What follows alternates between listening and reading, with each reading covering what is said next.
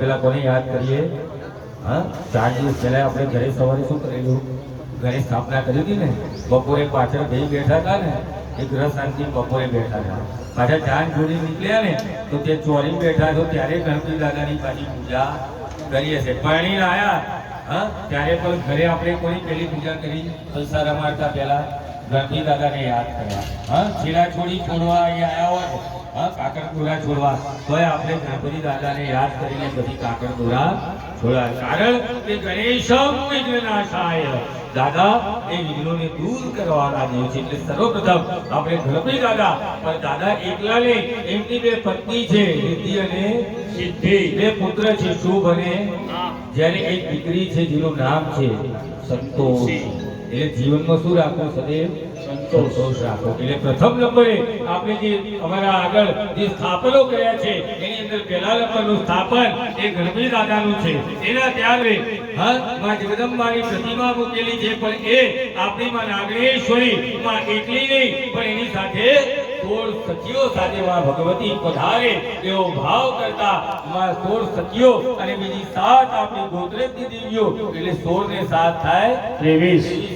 એક 24 ની માં જગદંબા આપણી કુળની દેવી એટલે 24 તત્વોની બીજા નંબરે આપણે પૂજા કરીશું. ત્રીજા નંબરે હા આ બાજુ ત્રીજા નંબરનું જે સ્થાપન મૂકી છે માં જોગણીઓનું છે. કારણ કે વચ્ચોવચ્ચ છે ને માં જગદંબા માં નાગેશ્વરીની પ્રતિમા તો મૂકેલી જ છે, પણ માં કાલી માં લક્ષ્મી ને માં સરસ્વતી આ ત્રિગુણાત્મિકા જ્યારે જગદંબા ભેગી થાય ત્યારે માં નાગેશ્વરીનું સ્વરૂપ થાય. એટલે એ નાગેશ્વરીની ડાબે આપણી જોગણીમાં અને એના જમણે હાથે 64 ભેરો આનું સ્થાપન કર્યું છે કે જ્યારે કોઈ મોટી વ્યક્તિ આપણા આંગણે પધારનારી હોય, આમંત્રિત કર્યા હોય તો એના રક્ષકો એના ગણો કહેતા ભેરો અને માં જોગણીઓ પધારે.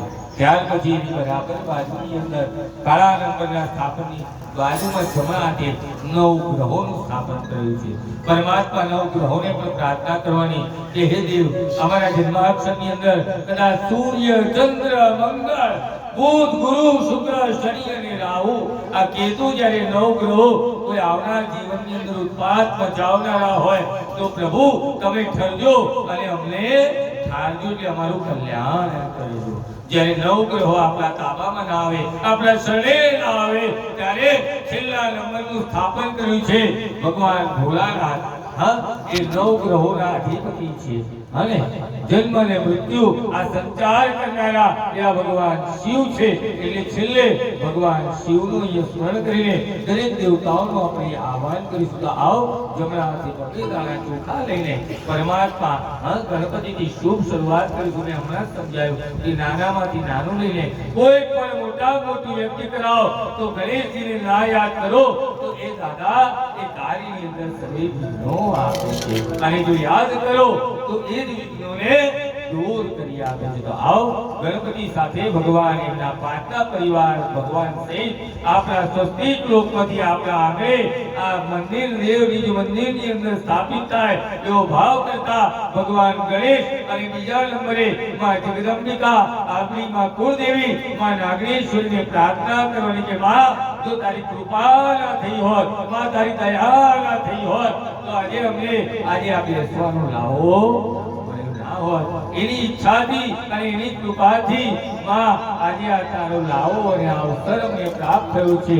તો માં આજે તારું પણ સ્મરણ કરી આપતા બંને દેવી દેવતાઓનું સર્વપ્રથમ દરેક જણા પુરુષ ભાઈઓએ બટેટાના ચોખા લઈને અને પરમાત્માના ચરણો આગળ અર્પણ કરી આપશો.